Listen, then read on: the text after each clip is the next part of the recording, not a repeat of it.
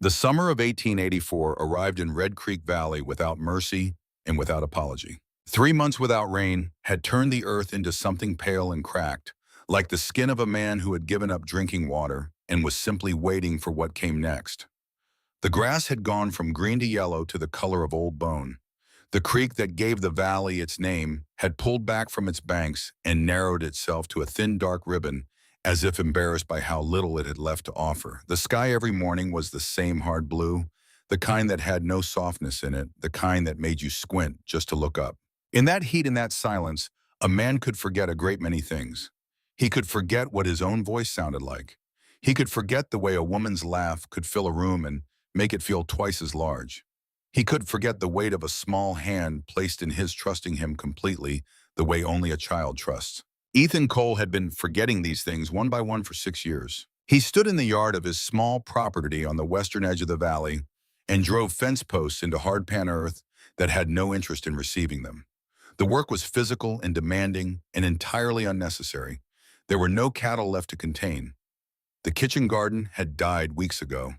There was no one inside the two-room cabin who needed protecting by anything as modest as a wooden fence. But the work kept his hands busy, and keeping his hands busy was the closest thing Ethan Cole had to a reason for being upright and breathing on any given morning. He was 43 years old, though the face beneath the weathered brim of his hat carried the kind of lines that suggested a harder number. His hair had gone dark gray at the temples.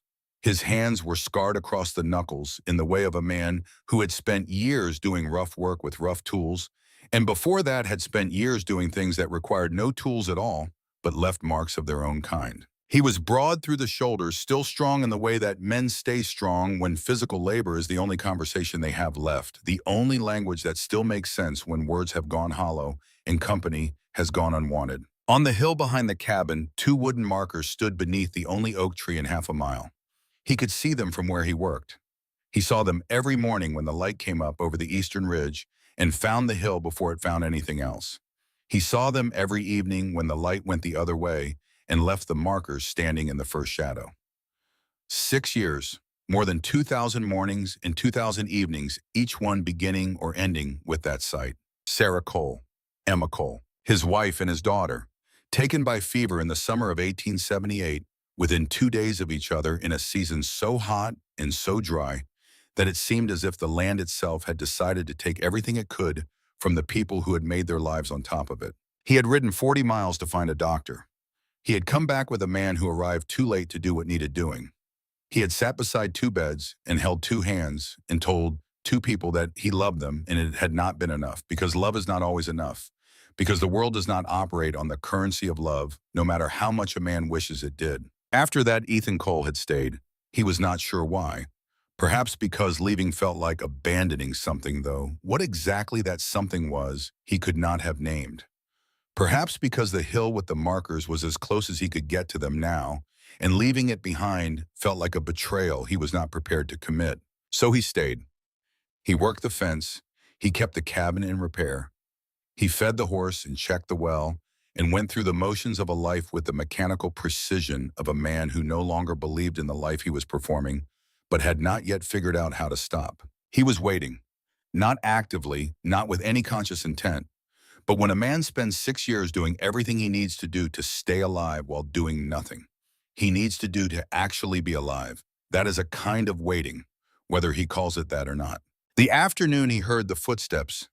He was on his fourth fence post of the day, and the sun sat at the position in the sky that meant roughly 3 hours until dark. He was not thinking about anything in particular. That was one of the advantages of repetitive physical labor. It quieted the part of the mind that kept going back to the hill.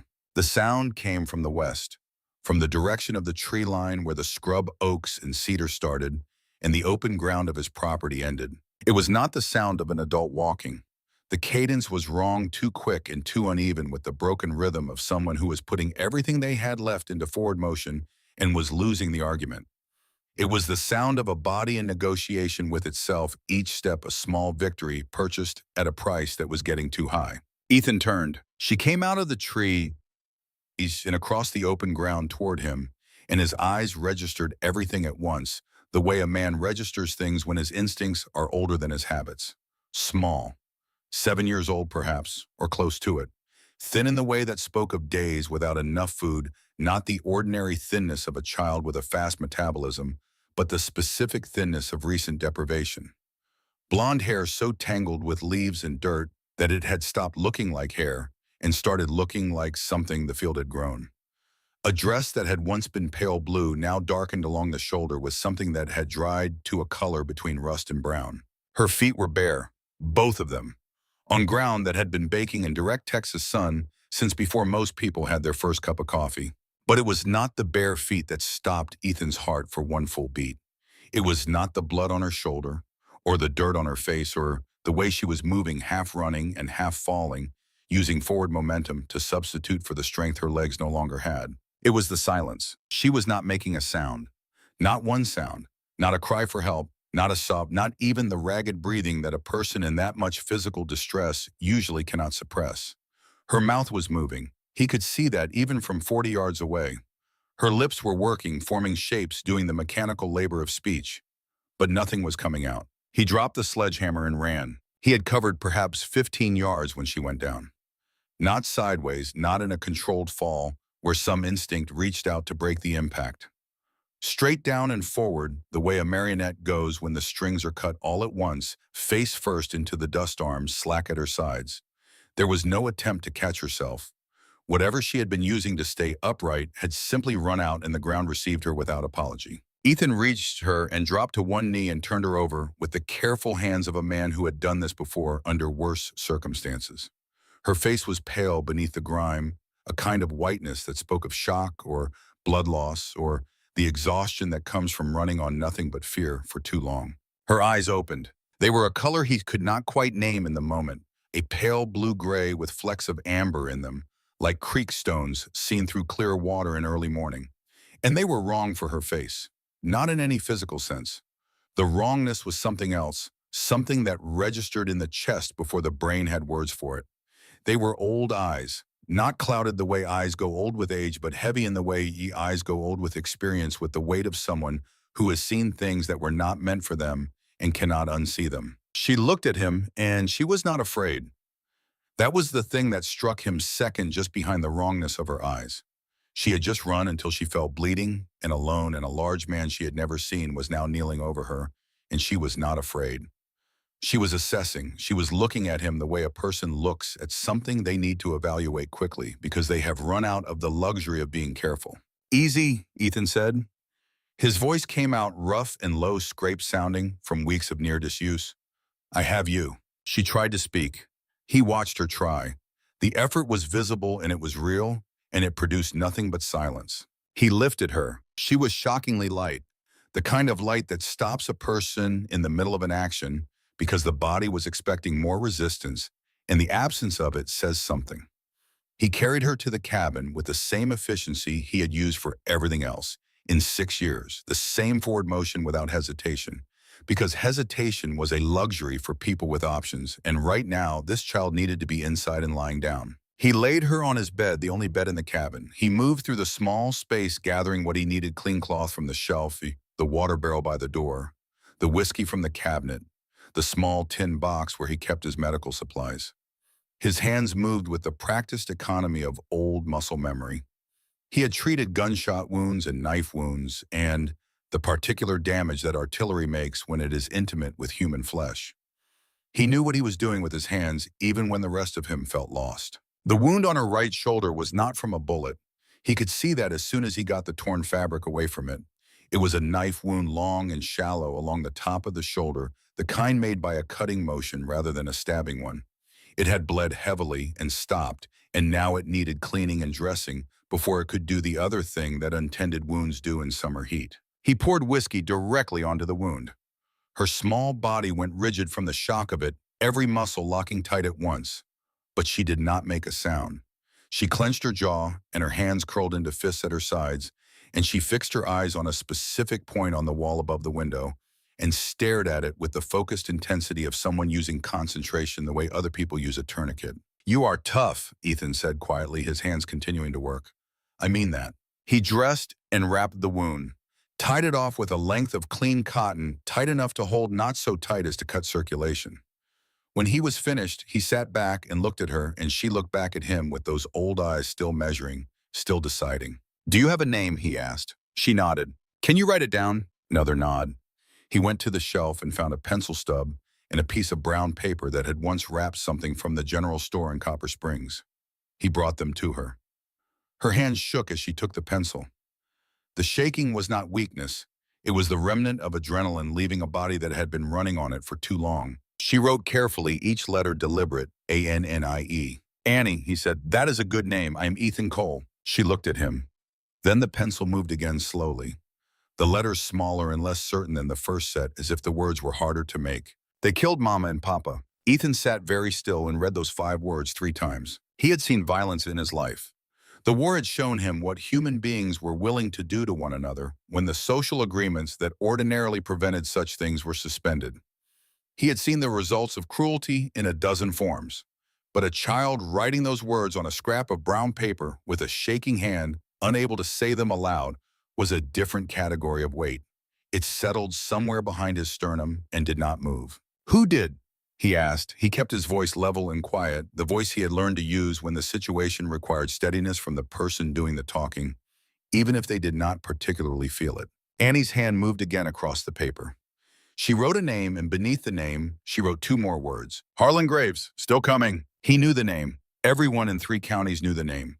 Harlan Graves was the kind of man whose name you knew you knew the name of a river or a mountain range because it was attached to things large enough that ignoring it was not really an option. He owned land, he owned water rights. He had built a church in Millbrook and funded the medical clinic in Copper Springs and sat on the Territorial Land Committee. People called him a visionary, a builder, the kind of man who had arrived with nothing and made something where there was nothing before. Other people, the ones who spoke more carefully, said other things, but they said them quietly and not to anyone who might pass the words along. Ethan looked at the paper in his hand, still coming. Present tense, not a memory, not a past danger, a current one moving toward them at whatever pace men like Graves moved when they wanted something and had sent people to get it. He fed her. There was stew from 2 days ago still good.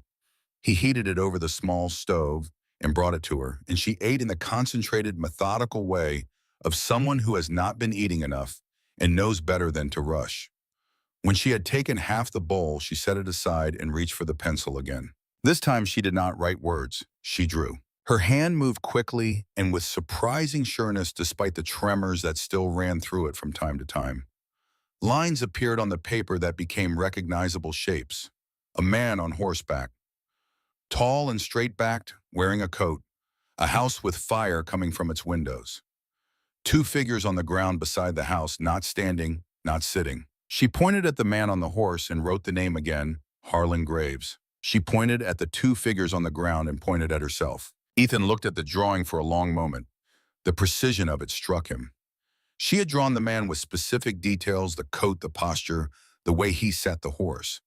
This was not imagination. This was memory, the memory of a witness. Then she did something that changed everything he was about to say or do or decide. She reached into the collar of her dress with her left hand, moving carefully around the bandaged shoulder, and drew out a thin chain. At the end of the chain hung a locket golden color, though darkened with age, the size of a large coin. She held it out to him. He took it. The metal was warm from her skin, warm in the way of an object that has been kept close to a body, for a long time trusted with something kept safe. He opened it. Inside, as expected, a photograph. A man and a woman, young, standing in front of a small wooden house. Both of them looking at the camera with the slightly self-conscious expressions people get when they know they are being recorded. The man had dark hair and a lean face. The woman was pretty in a quiet way, with light eyes and a smile that seemed like her default expression, rather than something she had put on for the occasion. Annie's parents.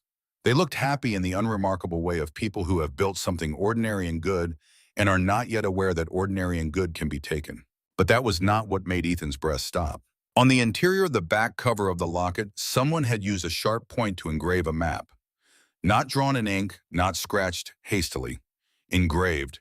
Pressed into the metal with careful, deliberate strokes, the kind of work that takes time and intention. The map showed Wheeler Creek, the old Crawford property, and in one spot clearly marked with a small cross X. Along the interior edge of the cover in letters so small that Ethan had to tilt the locket toward the window light to read them, June 14th, 74. He sat with the locket in his hand and turned what he was looking at over in his mind, the way a man turns a stone to find the side that tells him what the stone is made of. This was not desperation. This was not something made in panic or in the last frantic minutes of a man who had run out of time.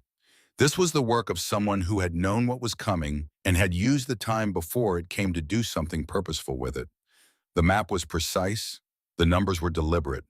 Someone had decided that even if paper burned and wood burned, and the soft evidence of a life could be erased by fire and blade metal endured, someone had decided to put the truth somewhere that could not be burned away. Annie's father had known he was going to die, and instead of spending his remaining time trying to outrun what was coming, he had spent it making sure his daughter could carry the evidence of what had been done. "Your father made this," Ethan said, "not a question." She nodded. She took the pencil and wrote slowly.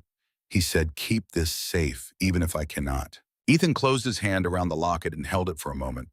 Then he handed it back to her, and she took it with both hands and put it back around her neck and tucked it under her dress against her skin, where it had been where she would keep it. He stood and went to the window that faced east. The light was going, maybe 2 hours until full dark. The temperature would drop, but not enough to provide any real relief. And somewhere behind whatever direction Harlan Graves was coming from, men were on their way here. Fletcher Briggs, whoever he was, had already been and seen the tracks. A man who did that kind of work for that kind of employer did not accept an explanation like "she moved on and right away satisfied." He filed it and came back. Ethan turned from the window. "Nobody's taking you," he said. The words came out quietly without drama, the way a man states a fact rather than makes a declaration. Not a speech, not a promise dressed up to sound larger than it was. Just the truth of what he had decided spoken aloud so that she would know it too. She looked at him from the bed, those old eyes in that young face measuring him one more time, recalibrating whatever calculations she had been running since the moment she woke up and found him kneeling over her. Something shifted in her expression. Not trust, not yet, not completely, but the beginning of it, the seed of it placed in soil that had been turned over and was ready to receive something, even if the growing was going to take time. He started packing. Food, dried meat, and hardtack in the last of a tin of coffee. Water, 2 full canteens. Ammunition for the Winchester and the Colt revolver that lived at his hip. A blanket too if they fit in the saddlebags. He moved through the cabin with the practiced efficiency of someone who had done this before, who knew how to reduce a life to what could be carried and what had to be left behind. He had one horse. Dakota, a gray-spotted mare of advancing years and considerable patience, who had been his companion since the year before Sarah died, and who had carried him through 6 years of going nowhere in particular without complaint. She accepted the saddle without fuss. When he took her from the small corral, stood steady while he worked the cinches, regarded Annie with mild curiosity when the girl appeared at the corral fence watching. Ethan lifted Annie onto the saddle. She was light as memory. He swung up behind her and settled her against his chest and took the reins. She leaned back against him, the way a child leans against something solid, not clinging, not desperate, just allowing the contact, accepting the warmth of another body after however many days she had been cold and alone. He looked back at this cabin once. 4 walls and a roof, 2 rooms, a stove, that still drew well a window that faced the hill where Sarah and Emma lay. 6 years of mornings and evenings. 6 years of going through the motions of a life while the actual living waited in suspension like water held in a closed fist. He turned Dakota east and did not look back again. They had been riding for perhaps 20 minutes when Annie turned her head and he saw the reflection of firelight in her eyes before he understood what he was seeing. He looked back over his shoulder. The cabin was burning. The orange glow was clean and significant against the darkening sky, the kind of fire that had been set with purpose, that had caught cleanly on old dry wood in a drought summer. Not an accident, not a spark. Someone had been watching and had waited until the cabin was empty and then had made a statement. Annie's small body went rigid against his chest. He felt her breathe in sharply, a breath that wanted to become a sound and did not. "Not your fault," he said. His voice was harder than he intended it to be, a flatness that came from something else and spilled over into the words. He adjusted it, made it steadier. "None of this is your fault. Do you hear me? None of it." She did not respond, but the rigidity in her body eased fractionally the way a person eases when they have heard something they needed to hear, even if they are not entirely ready to believe it. He did not look back a second time. Ethan Cole rode away from the only home he had left in the world, and somewhere inside him, in some part of him that had been dormant for 6 years, something shifted. Not grief, not anger, not even regret. Something quieter and more fundamental than any of those. The recognition that he had placed something on the other side of a line and could not go back and retrieve it, and that this placement had been in the end a choice. He had chosen. And choosing, even when what you choose costs everything you have, is different from losing. Losing is what happens to you. Choosing is what you do. Dakota moved east through the gathering dark with the steady, unhurried confidence of an old horse who has traveled uncertain roads before and knows that the road itself is never the problem. The problem is always whether the person on your back has enough reason to keep going. That night, for the first time in a very long time, Ethan Cole had a reason. They rode for 2 hours in near total silence, the kind of silence that has texture to it, that is not empty, but full of things neither person has words for yet. The moon was a thin crescent that gave just enough light to see the immediate ground ahead of Dakota's hooves. The stars were extraordinary, the way stars are extraordinary only in places where there are no other lights to compete with them. The cooling air carried the smell of dry grass and cedar and the distant mineral cleanness of the creek. After a while, Annie tapped his arm lightly twice. He looked down at her. She pointed. Not ahead where the main trail ran east toward Copper Springs, but north and slightly west toward a gap between two hills that was so narrow and so shadowed that he would have ridden past it without a second glance. That way, he asked. She nodded. Shorter. She nodded again. He steered Dakota toward the gap. The mare hesitated for one moment at the entrance, assessing the terrain, then moved forward with a quiet confidence that told him the ground was sound even where he could not see it clearly. Inside the gap, the walls of the two hills rose on either side close enough that he could have reached out and touched the rock face with his fingertips. It was cooler in there, sheltered from whatever breath of wind moved across the open country, and the sound of Dakota's hooves became intimate and specific each step, its own small percussion in the rock corridor. He looked down at Annie again. She was looking straight ahead, navigating from memory or instinct or both, her small face calm with the calm of someone who has been here before. You came this way with your father, he said. She nodded without turning her head. He reached for the small pad of paper in his coat pocket and held it and the pencil out to her. She took them, and while he managed the reins one-handed, she wrote, pressing the pencil to the paper with care, Papa brought me once.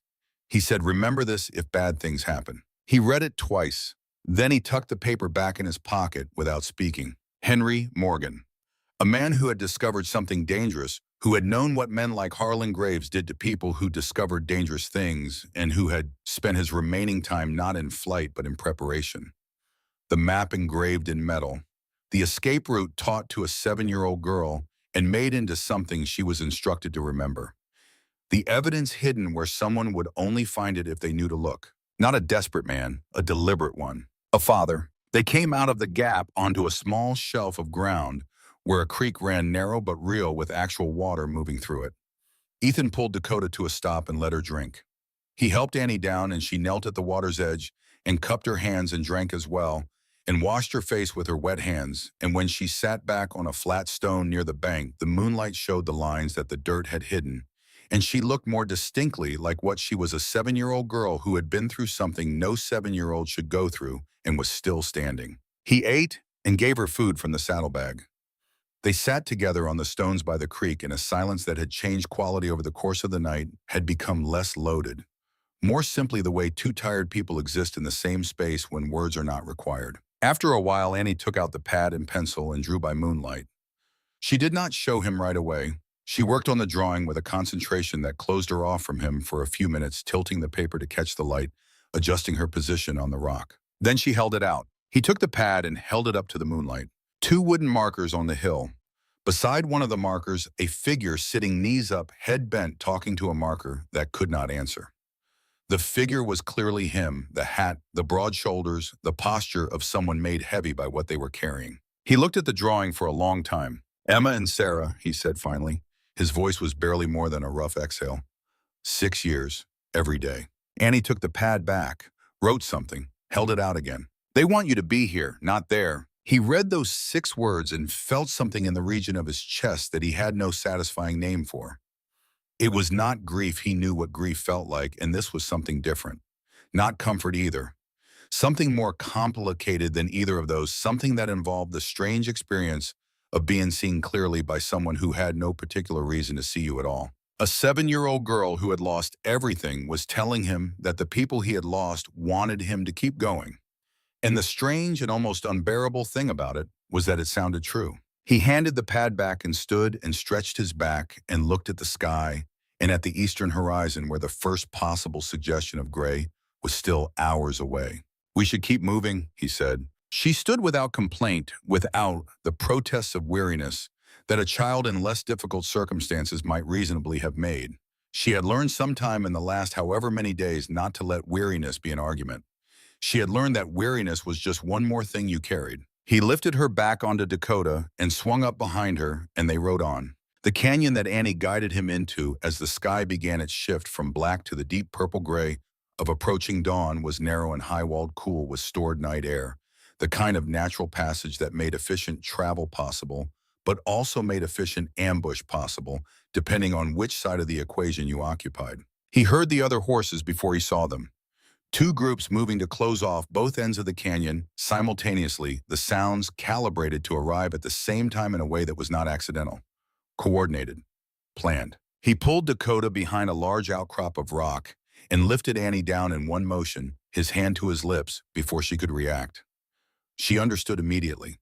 Her eyes went very still and very alert, and she pressed herself into the shadow of the rock without making a sound. 3 riders came into view from the eastern entrance, moving at a walk, now scanning the canyon walls with the systematic attention of trained men. Not the same 3 from the afternoon before. Different men, younger, harder looking, with the quality of attention of people being paid well enough to pay attention. Their voices echoed in the rock walls. Briggs said they would head east. Could have doubled back. Graves is offering double pay. The girl especially. He wants her found. A pause and then a third voice, lower and more specific in its cruelty. He said alive or otherwise, did not distinguish. Ethan's hand found his grip of the Winchester. 3 men. His position was poor. The rock covered them from a direct line of sight, but if any of them came around the outcrop from either side, there was nowhere to go. 6 rounds in the rifle, 6 in the Colt. He could account for 2 of them with certainty. The third was a different problem. Annie's hand found his, not grasping, just contact, present. A stone moved under his boot, a small thing the size of a walnut rolling a few inches across rock. The sound was nothing objectively. In the open air, it would have been inaudible. In that canyon between those walls, it arrived like a signal. There. The 3 men turned their horses toward the outcrop, and then a shot cracked from somewhere above them, from the eastern wall of the canyon, a position perhaps 30 feet up the rock face. The bullet struck the ground between the 2 lead horses with precision that was not accidental. It landed exactly where someone who knew what they were doing would land it if they wanted to stop horses without harming them. The horses reacted. They lurched and stamped and turned, and the riders fought for control with the distracted focus of men whose attention had just been yanked in an entirely different direction. A second shot. Closer to the first horse, another clear message from a shooter who could have put that round somewhere more final if that had been the intention. "Get out of here." The oldest of the 3 men had his horse under control, but his eyes were moving up the canyon wall trying to find the shooter, failing. "This is not worth dying for." They went, not in a panic, but with the careful speed of professionals who recognized a situation that had changed and adjusted accordingly. Silence returned to the canyon, the kind of silence that follows gunfire, populated by the ringing absence of sound. Ethan stayed behind the rock for a full minute, counting heartbeats, listening. Annie did not move against him. Dakota stood steady. Above, nothing moved on the canyon wall. Then he saw the figure, briefly a silhouette against the lightning sky at the top of the eastern wall. A person with a rifle. The person held the rifle up horizontal, the way you hold something up to show it rather than use it, and then the silhouette was gone, stepping back from the rim and disappearing into the gray pre-dawn light without sound. Ethan had spent enough time watching how men carry themselves in difficult terrain to read a great deal from a silhouette. The way this person sat their position on a steep rock, face comfortable and hurried. The way they held the rifle. He had seen that posture before. That morning through the window of his cabin, when a rider had come to the property and studied the ground and ridden away without knocking. Fletcher Briggs. The man who worked for Harlan Graves had just driven 3 of Graves's own men away from the canyon. Ethan did not try to explain it. He filed it the way you file things that do not yet have a category, things that will find their meaning later when the rest of the picture fills in around them. He had learned in the war that unexplained kindness from an enemy was usually one of two things. It was either a deeper trap than you could currently see, or it was the beginning of something more complicated than simple enmity. Either way, the canyon was clear and the sky was getting lighter, and they needed to keep moving. He helped Annie back onto Dakota and mounted behind her. She leaned into him without hesitation, her small back against his chest, her head tilting slightly forward the way a person's head tilts when the body is exhausted and the muscles no longer have the will to hold everything perfectly upright. He did not say anything about what had just happened. He was not sure he had words for it yet. They rode out of the canyon as the eastern horizon turned from gray to the first pale suggestion of gold. The land opened up ahead of them, rolling country easier going, and in the distance, perhaps 5 miles off, the shapes of buildings became visible against the morning sky. Copper Springs. Ethan felt the tension in his chest ease fractionally, the way it eases when a destination that has been abstract becomes concrete, when the thing you are riding toward turns from a word into an actual place with actual buildings and the implied presence of other human beings. He kept his eyes on the town as they rode, looking for signs of movement, for anything that suggested they were expected, for anything out of place. And then he found it. Tied to the post outside what appeared to be the general store on the main street, among 3 or 4 other horses standing hipshod in the morning warmth, was a horse he had not seen before but recognized immediately. He recognized it the way you recognize a symbol when you know what it represents. Black as good ink, deep-chested with silver fittings on the saddle that caught the early light. It was the kind of horse that belonged to a man who wanted people to know exactly who he was before they even saw his face. Ethan pulled Dakota to a stop. Annie felt the change and looked at him. Her eyes asked the question her voice could not. He looked at the black horse outside the general store. He looked at the town, ordinary and quiet in the early morning, going about its business entirely unaware of what had come riding into it before dawn. Change of plans, he said quietly. He turned Dakota north and began to circle the town, keeping to the shallow draws, and the low ground, looking for the back entrance, looking for the door that was not the front door, looking for the way in that was not the way anyone watching the street would think to watch. Behind him, the black horse stood at the post, and the sun came up, and the town woke around it. And somewhere inside one of those buildings, in a chair that probably faced the door out of habit, Harlan Graves sat and waited. But they were not walking in the front door. Not today. Not to the man who had sent people to take this child. Not to the man whose employees had put a knife across her shoulder and fired to her parents' house.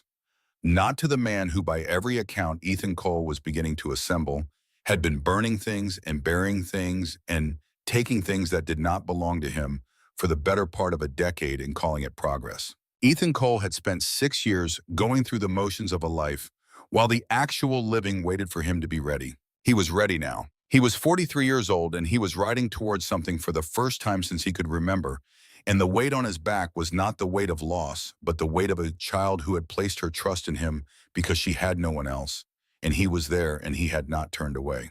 Nobody was taking her. That was not a promise. That was not a declaration. It was simply what was going to happen because Ethan Cole had decided it, and the things Ethan Cole decided tended to remain decided. He found the alley behind the main street and turned into it. The shadows were still deep there, and the air smelled of horses and old wood and the layered morning smell of a small town coming awake. He kept Dakota to a walk, quiet and careful, moving toward the rear entrance of a building he was looking for by instinct, as much as anything else, because there was a woman in this town who had been his wife's closest friend and who had been trying in her steady and persistent way to reach him for 6 years. He had not been ready to be reached. He was ready now. The door was slightly open, the way doors in small western towns are often left when the person inside has been awake since before anyone else and does not see the need to lock out the morning. Ethan stopped Dakota and swung down and lifted Annie down after him. She stood close at his side, her shoulder touching his arm. He knocked. 2 quiet knocks. Footsteps inside. The sound of someone who moved with purpose. Someone who had seen enough of the world to know that unexpected knocks before sunrise were usually either very bad news or news that required immediate action, and had decided a long time ago that both categories required the same response. The door opened. Dorothy Haynes stood in the frame, 60 years old and sharp as a tack, her white hair pinned back with the no-nonsense efficiency of a woman who had things to do.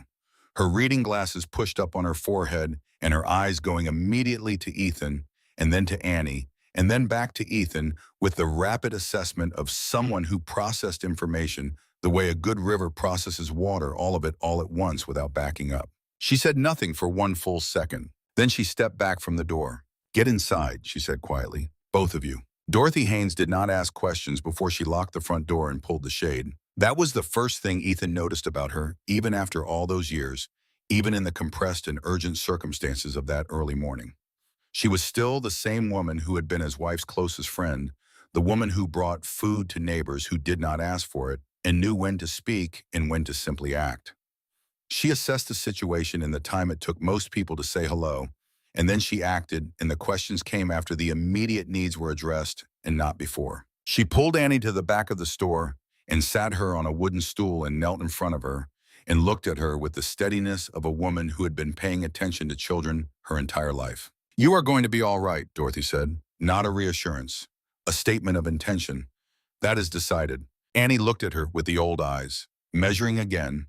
Then after a moment she allowed a very small nod. Dorothy stood and looked at Ethan across the width of her store between the shelves of dry goods and the barrels of flour and the bolts of fabric and all the ordinary merchandise of an ordinary life in an ordinary town that had this morning a problem that was neither ordinary nor small. "Harlan Graves arrived before dawn," she said. Her voice was low and even. "He came to my front door at first light, which tells you something about his confidence and something about how well he sleeps at night. He had 4 men with him. He told me he was looking for a lost child, the daughter of a troubled man who had recently died under unfortunate circumstances." She paused. "He used the word unfortunate the way people use words when they want them to do a specific job without drawing attention to the job being done." "What else?" "He went to Judge Greer directly after." Dorothy moved to the counter and spoke without looking at him, straightening things that did not need straightening, using the motion of her hands to help the motion of her thoughts.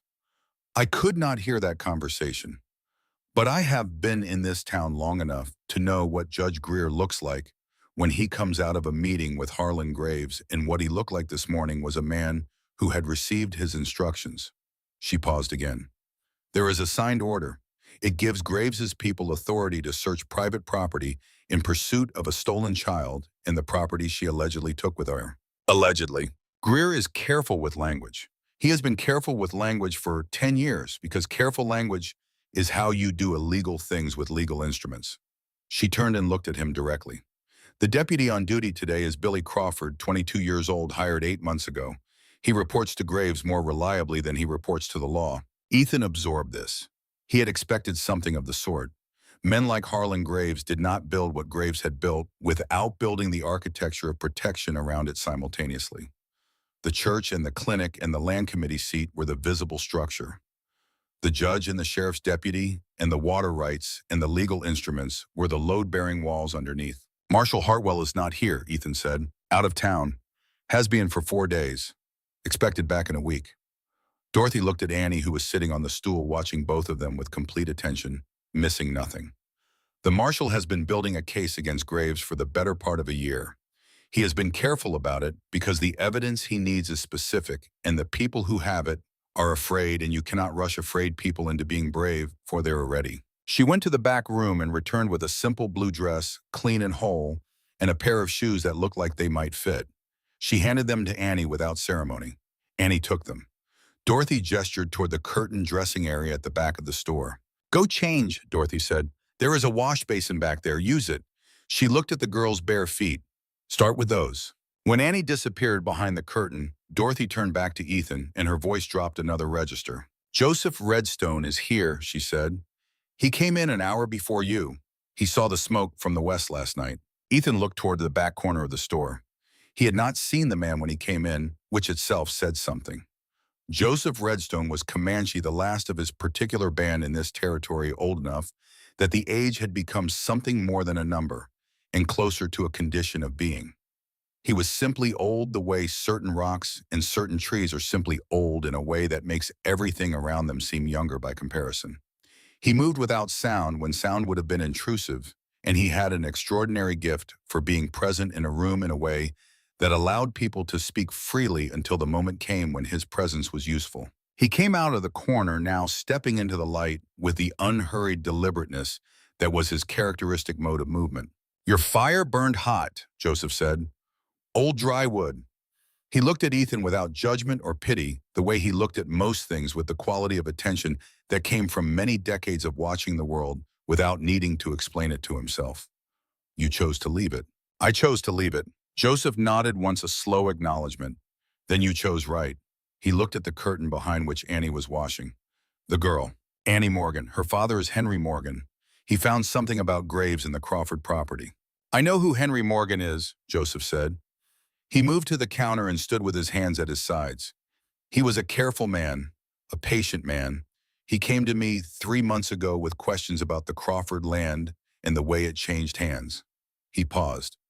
"I answered his questions because they were good questions and because the man who owned that land before Harlan Graves was a man who deserved to have his story told correctly." Daniel Crawford. Daniel Crawford was a good man, Joseph said, and the simplicity of it, the directness with which he said it, made it feel like testimony. "He hired Harlan Graves when Graves had nothing. He taught him cattle and land and water. He gave him years of wages and years of trust." Joseph looked at the wall or through it at something behind it. "And when Crawford decided to sell his land to a bank in Dallas because he needed the money, and Graves wanted to purchase it and could not afford the price Crawford needed, Graves decided that he would rather Crawford be dead than own land that Graves wanted." Ethan had heard versions of this story before, the way you hear versions of things in a territory where people talk carefully and in pieces. He had never heard it stated this simply and this directly.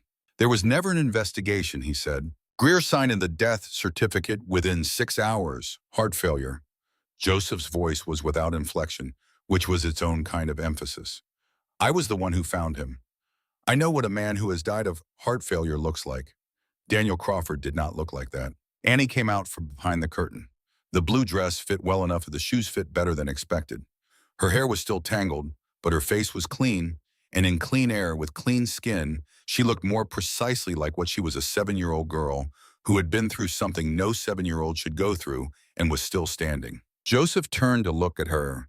He was quiet for a moment, looking at her with that deep, assessing attention, the kind that sees past the surface of things to whatever is underneath. Then he reached into the cloth bag at his hip and drew out a small stone, white and smooth, worn by water, into a shape that was almost but not quite spherical. He crossed the room and placed it in Annie's palm without speaking. She looked down at it. He waited until she looked up at him. "Water-shaped stone," he said, "not by force, by patience, by returning again and again to the same place." He held her gaze. "You have been shaped by hard things. You will not break. You will become more than you were." Annie looked at the stone. Then she looked at Joseph. She turned the stone over in her palm once, and then she closed her fingers around it. What passed between them in that moment was not translatable into language, but Ethan witnessed it and filed it the way he filed things that mattered, carefully in a place where they would not be lost. He was still watching when the knock came at the front door. Not a polite knock. A knock that announced itself as authority, 3 deliberate impacts that communicated a specific kind of message, the kind that says, "This is not a request." Dorothy did not move immediately. She looked at Ethan, and he moved to the back of the store, with Annie positioning them behind a shelf of flour sacks where the sight line from the front door ended before it reached them. Dorothy went to the front door and opened it. Harlan Graves stepped inside. Ethan watched through the gap between 2 shelves, and what he saw was a man who had mastered the art of filling space. Not through size, though Graves was not a small man. Through a quality of attention, through the way he moved and held himself and looked at things as if everything in his field of vision was potentially his, and he was simply deciding whether to take it yet. He was 55 years old. His hair was silver white, cut and combed with the precision of a man who had opinions about his appearance, not vanity exactly, but the deliberate maintenance of a certain image. He wore a black coat in the summer heat, with no apparent discomfort, either because he did not feel heat the way other people did, or because he had decided that feeling heat was something that happened to other people. His face was handsome in the way of faces where the bone structure has survived the aging process intact, and it wore a smile that was technically correct in every mechanical detail and produced no warmth whatsoever. His eyes were gray and sharp, and they moved through the room the way the eyes of a former soldier or a former lawman move building a map, cataloging, looking for things that were not where they should be. "Dorothy," he said. His voice was smooth and well-modulated, the voice of a man who had understood early that how you said things mattered at least as much as what you said. "You are looking well." "I'm looking busy, Harlan," Dorothy said. "What can I do for you?" "I am concerned about a child," Graves said. He moved to the center of the room and turned in a slow half circle, not appearing to look for anything in particular, looking for everything. "The daughter of Henry Morgan. Perhaps you heard about what happened to the Morgan family. A tragedy. The father was, I am sorry to say, not a stable man. The consequences fell hardest on the child." "I heard you put it about that he was unstable," Dorothy said. Her voice was absolutely level. "I also heard that his house burned down." Graves turned his smile toward her with the precision of a man directing a tool. "These things happen in dry summers. Careless people with open flame." A pause. "The child was seen heading in this direction. I am simply trying to ensure she is safe.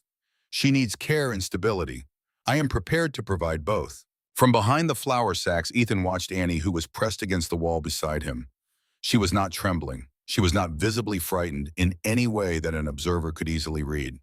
She was still with the stillness of a small animal that has learned to use stillness as a tool rather than as an expression of fear. Her hand found his wrist in the dark behind the shelf. She did not grip. She simply placed her fingers there, light as a question. He did not move. Joseph stepped out from the back corner of the store. He moved into the open space at the center of the room with that unhurried deliberateness, and Graves turned toward him, and for the space of 3 seconds the two men looked at each other across Dorothy's general store. There was history in that look, not the history of men who had recently quarreled or recently reconciled, but the older and heavier history of men who have known each other across time, who carry the memory of what the other person has done, even when the other person would prefer that memory to exist nowhere. "Joseph," Graves said. The smoothness in his voice adjusted itself, not disappearing, but recalibrating the way a machine makes small adjustments when the conditions change. "Harlan," Joseph said, nothing more. Graves looked at him for another moment, and then something moved behind his eyes. Something brief and specific, the kind of thing a man shows when he remembers something he would prefer not to remember. "You are still here," Graves said. "I am always here," Joseph said. "I was here before you came, and I will likely be here after you are gone. It is a gift of the land to certain people." Graves held the smile. He was very good at holding the smile. "You always did have a colorful way with words, Joseph." He turned back to Dorothy. "If you see the child, I would be grateful to know." He placed something on the counter, a folded bill.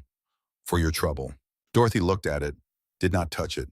"The child, if she exists and if she comes here, will be taken care of appropriately," Dorothy said. "That is what appropriate care looks like." Graves picked up the bill and tucked it back into his coat pocket without reaction. He was moving toward the door when he stopped. His back was to them. His voice when he spoke was quieter, the quiet of a man saying something he has been saying in his head for a long time and is only now saying aloud. "Ellen Morgan looked very much like someone I knew a long time ago," he said. "A girl I once had reason to think well of. She made other choices." A pause. The resemblance was remarkable. "The child has it too." He opened the door and went out. The store was quiet for a moment after the door closed.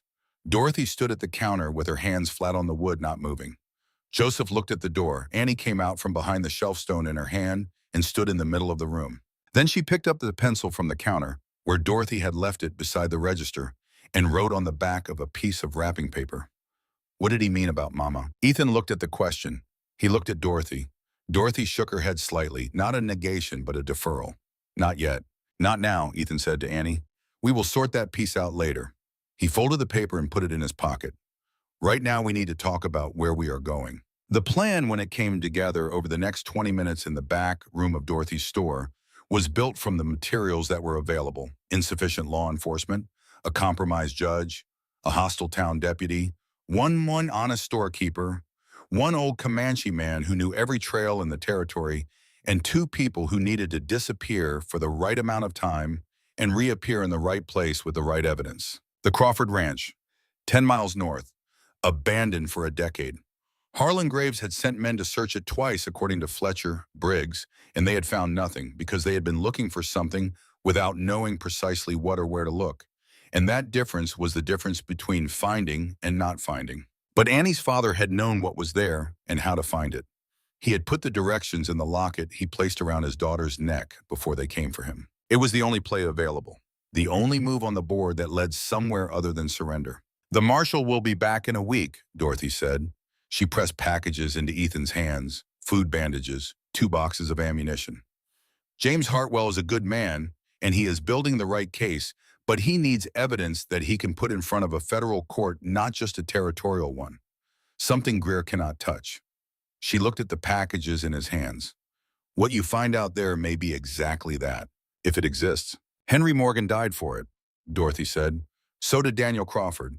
Things worth dying for usually exist." She looked at Annie one more time, the way a woman looks at a child she is sending somewhere she cannot follow, with the specific combination of fear and determination that comes from understanding clearly that the only alternatives are worse. "You are a brave girl," she told Annie, "not as comfort, as fact." Joseph led them out through the back alley as the morning settled into its first real heat, through passages between buildings that his feet knew without his eyes needing to follow them.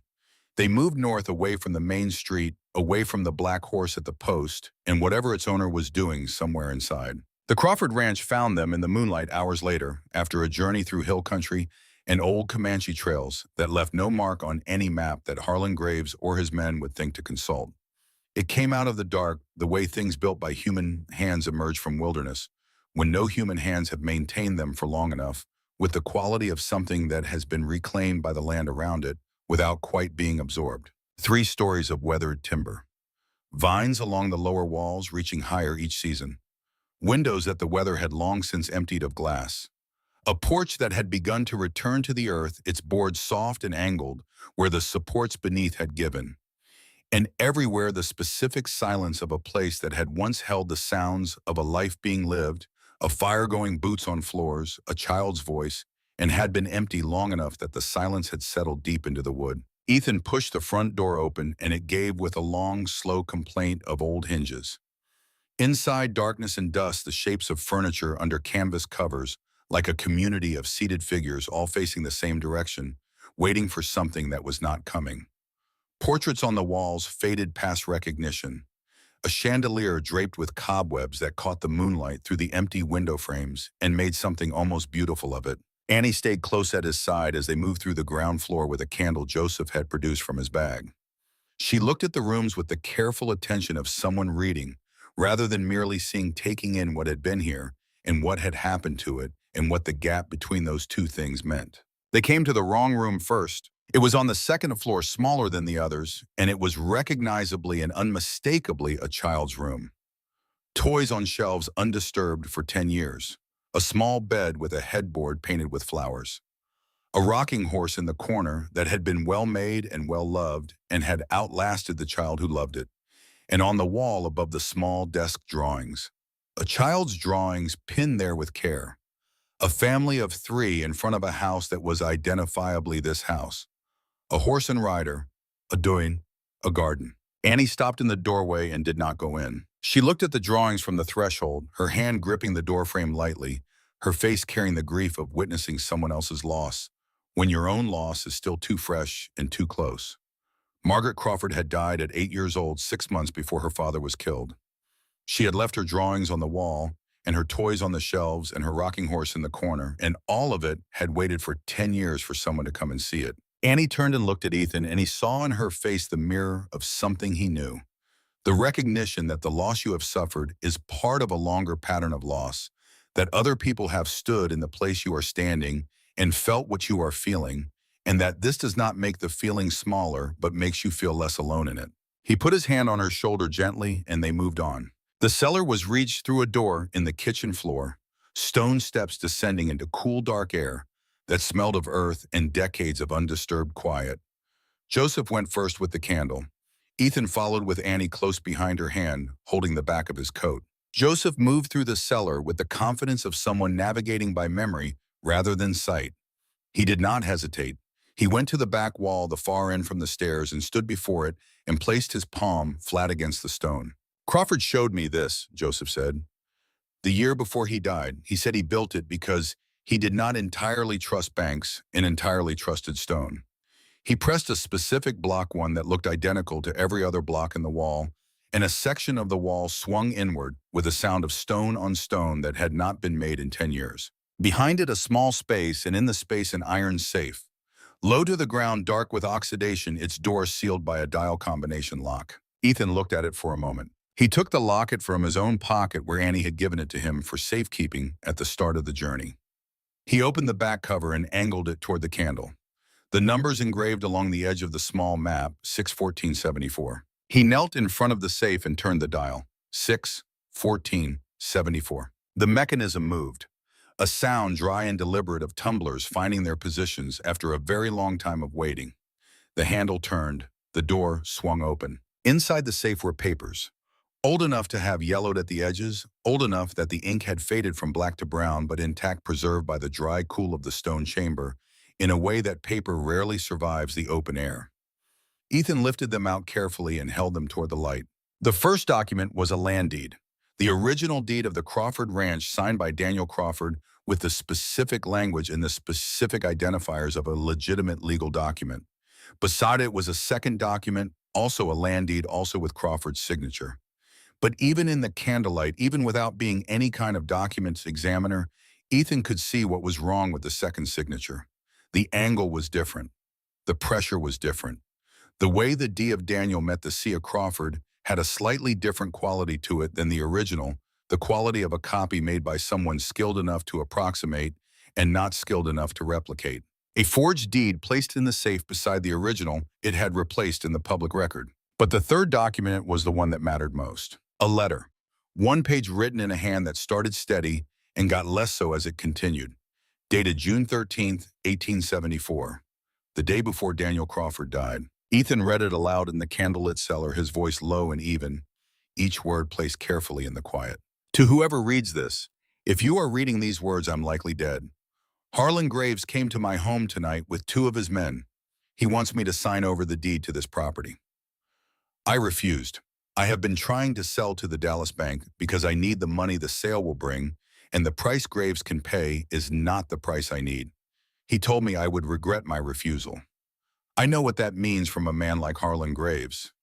I know what he is capable of, and I know he is capable of more than anyone in this territory has yet seen. I am writing this and hiding it in the one place he does not know about and cannot reach without destroying what he wants to own.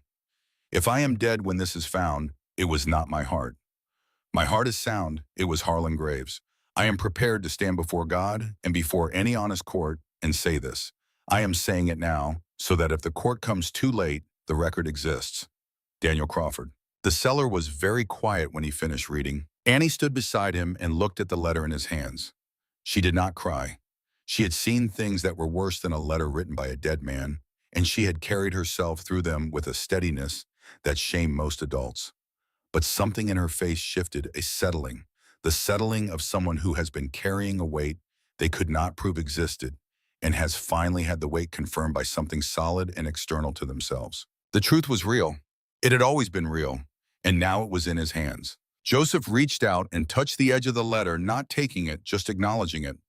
Daniel Crawford, he said quietly, will sleep better in the ground when this reaches the right people. Ethan folded the documents with care and wrapped them in the oilcloth he had brought from the saddlebag. The oilcloth that Dorothy had pressed into his hands at the last moment with the offhand practicality of someone who understands that truth needs to be kept dry. He tucked the package inside his coat, close against his body, the way you carry something you cannot afford to lose. They made camp in the upper room of the Crawford house, the one with the most intact roof where the air was cool and the floor was solid and the windows faced the approach from the south, from the direction of the road that came up from Copper Springs. Ethan took the first watch. Joseph settled against the wall with his eyes closed in the way of someone whose rest was not quite sleep aware of the room and everything in it without appearing to be. Annie slept. She slept with the weighted depth of a child who has been awake too long, curled on her side on the blanket Ethan spread for her, the white stone from Joseph held loosely in one hand, her face relaxed in a way that it was not relaxed when she was awake. Watching her sleep, Ethan found himself thinking about Emma again, about the way Emma had slept at that age, always with both hands curled up near her face as if she were framing it, always with her breathing so quiet and so even, that he would sometimes stand in the doorway of her room and watch her chest rise and fall just to reassure himself of the fact of her. 6 years of not allowing himself to think about that. 6 years of building the discipline of not thinking as a survival mechanism. And now in an abandoned ranch house in the Texas Hill Country, with a stranger's child sleeping on a borrowed blanket, the discipline had softened enough to let the memory through. He let it come. He did not push it back. An hour passed, perhaps more. The night had gone completely still, the kind of still that settled over open country after midnight, when even the insects had said everything they had to say. The stars had made their slow rotation, and the air coming through the empty window frame was as cool as it was going to get. Then the footsteps came.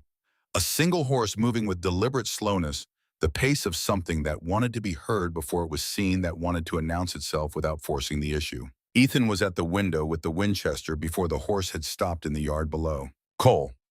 The voice from outside was low and clear, calibrated to carry through a window without carrying further than a window. "Fletcher Briggs, alone. No weapon in my hand." Ethan did not move from the window for 30 seconds. He listened. The horse was breathing. No other horses. No other sounds in the dark outside the radius of the voice. The air coming in through the empty window frame smelled of night and cedar, and nothing that suggested other people. He went downstairs. He opened the door with the Winchester at his shoulder, pointed through the gap at the chest of the man standing in the yard.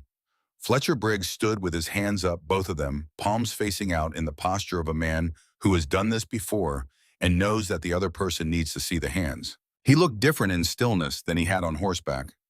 The scar on his left cheek was more pronounced, a long, pale seam from temple to jaw that the years had not softened. He was lean and weathered, and he had the quality of a man who had not slept easily in a long time and had stopped pretending he was going to. "Give me one reason," Ethan said. "I have a daughter," Fletcher said. 8 years old. Her name is Rose. She lives with her mother in San Antonio. I send money every month. It is the only thing I have done in the last 5 years that I do not regret in the dark." He did not move his hands. "That is not a reason to trust me. I know that. But it is a reason to listen." Ethan looked at him for a long moment. "Come in. Hands where I can see them." Fletcher came inside. Before he sat, Ethan asked the question he had been holding since the door opened. "How did you find us here?" Fletcher looked at him directly, no hesitation. "I know Crawford's land, rode it for 2 years before Graves sent me to other work, and I know Joseph Redstone." He paused. "There was only one place within 10 miles of the ranch that made sense. I have been watching this building since midnight." He looked at the floor. "Graves does not know. He thinks you went east toward Millbrook. I gave him that. Joseph was awake, standing at the back of the room watching. Fletcher saw him and nodded the nod of a man acknowledging a presence he was not entirely surprised by. Fletcher sat when Ethan gestured at the chair. He looked around the room, and then he looked at Ethan, and he said what he had come to say without preamble, because the night was running short, and men like Fletcher Briggs had learned that preamble was usually just a way of making the truth sound better than it was. "Graves is sending 8 men at dawn," he said. "I am one of them. My position is the north approach. The plan is to surround this building from 4 sides and burn it from the corners and take whoever comes out." He looked at his hands, which were resting on his knees. "There is no plan for a survivor." The room was quiet. "Why are you telling me this?" Ethan asked. Fletcher was quiet for a moment. Not the quiet of a man choosing his words for effect. The quiet of a man who has been building towards saying something for a long time and is finally in the room where it needs to be said. "I saw Henry Morgan's face when we came to his house," he said. His voice had dropped to something almost private, something that was not really for the room but could not be kept out of it. He did not run. He came to the door, and he stood there, and he looked inside, and his daughter was not in there. I knew that. I had made sure of that, because I am not yet what Graves thinks I am, but Morgan did not know that, and he stood at that door, and he called out for her to run, and then the shot came. He did not finish the sentence. He did not need to. I stood there. I had time to act, and I did not act. I told myself I had a daughter of my own in San Antonio, and that Graves knew where she was, and that if I did anything other than what I was told, Rose would pay for it. He looked at Ethan. "Those things are all true." they are also insufficient. You cannot undo that. No, Fletcher said. I cannot. Henry Morgan is dead because I did not act when I had time to act, and there is no version of this where I undo that. He reached into his coat and produced a folded piece of paper. He spread it on the floor between them, a hand-drawn map of the ranch property with 8 positions marked and annotated times and directions, and the gaps between positions where the coverage was thinnest. I can do this. I can give you a way to survive tomorrow morning that you do not currently have. And when it is over, when Graves is finished, I need you to get word to Rose. I need her to know that at the end, when the only thing left to decide was what kind of man her father was going to be, he made the right choice. Ethan looked at the map. He studied it without picking it up, reading the positions and the annotations and the specific information of a man who had been planning this long enough to get the details right. He looked up at Fletcher. And if this is a trap, then I am giving you the most elaborate and least efficient trap in the history of ambushes, Fletcher said. He almost smiled, though it did not reach his eyes. If I wanted you dead, there were simpler ways. I chose the simpler ways for 5 years for Harlan Graves. I am done choosing them. He paused, set his hands on his knees. There is one more thing. Ethan watched Fletcher's face when the man said the next part, watching for the thing that would tell him whether it was true. The reason Graves wants the girl dead is not only the evidence, Fletcher said. Annie's mother looked exactly like a woman Graves wanted 20 years ago. A girl in a small town who refused him and married another man and had a good life that Graves did not get to have. He held Ethan's gaze. Graves has never been the same about it. He built his entire empire partly to prove something to a woman who is dead now and was never paying attention anyway. Annie Morgan looks like that woman. Every time Graves sees her, he sees the one thing he could never take, the one person who said no and meant it. He paused. That is the kind of man we are dealing with. Not a simple man. A man with old wounds that he turned into a weapon because he did not know how else to carry them. Ethan did not speak for a long time after that. He thought about what it meant to turn a wound into a weapon. He had spent 6 years doing something adjacent to that, though less harmful. He had turned grief into distance, into a kind of armor, into the sustained performance of a man who was still upright and still moving and still handling the basic requirements of living, while the thing that made living worth it had been shut away behind a locked door that he had convinced himself was the only way to survive. The difference between him and Harlan Graves was not, he supposed, the wound. The difference was what they had done with it. They shook hands, not warmly, with the specific solemnity of a transaction that both parties understand is serious and binding and may cost them more than they are currently prepared to pay. Fletcher left before 3. Ethan stood at the window and watched him ride south, disappearing into the dark, with the quiet efficiency of a man accustomed to moving in conditions that made movement difficult. He stayed at the window after Fletcher was gone. Joseph had returned to his position against the wall, eyes closed, breathing slow. The house was quiet around him, the settled quiet of old timber and old stone and old silence. From upstairs, small footsteps, the soft sound of bare feet on floorboards. Annie came into the room and crossed to the chair beside the window and sat down in it without asking permission, with the natural ease of someone who had decided that asking permission was a formality that the situation no longer required. She looked small in the chair, her feet not quite reaching the floor, the white stone still in her hand, the blanket from upstairs trailing from her shoulders. The sky outside was in the deep blue-black of the last hour before the first hint of light. The stars were still brilliant, and the air coming through the window was the coolest it would be all day. Somewhere in the middle distance, a nighthawk called once and fell silent. They sat together without speaking for a while. The quality of the silence between them had changed over the course of the hours they had been traveling, had become something that required less maintenance, that could be inhabited rather than merely endured. You could not sleep, Ethan said, not a question. She shook her head. Neither could I. He looked out at the dark. He thought about the 8 men who were out there somewhere in camps or houses, sleeping or not sleeping, preparing in the way of men who did this kind of work and understood that the preparations were part of the work. He thought about the dawn coming and what it would bring and what he had and did not have with which to meet it. I should tell you something, he said. He was not sure when he started exactly what he intended to say. He found it coming out of him less like something he had decided to say and more like something that had decided to be said using him as the mechanism. There were 2 people I loved, my wife Sarah and my daughter Emma. Emma would have been about your age now. He paused. They died of fever 6 years ago, both of them, within 2 days of each other. I have been on that property ever since, going through the motions. He looked at his hands. I thought that was what being alive looked like after something like that. I thought going through the motions was the best I was going to get.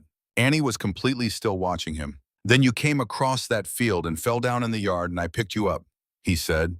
And somewhere between picking you up and right now I stopped going through the motions. He looked at her. I do not fully understand it, but I thought you should know. For a long moment, nothing happened. And then Annie's lips moved. He saw it before he heard it. He saw her jaw work, saw her throat move, saw the effort of a person pushing against something physical that had been locking a door shut from the inside for weeks. The effort of a person who has decided that the cost of silence has become higher than the cost of speaking. The sound that came out was small and damaged sounding and entirely real. Don't. One syllable. Barely voiced. Rough as old wood pulled across stone. But present. Actually present in the air between them. Ethan stopped breathing. Annie's chest heaved once with the effort. She did not stop. She gathered herself and pushed again each word extracted from something that resisted releasing it. Don't die. A pause. And please don't. Another pause longer.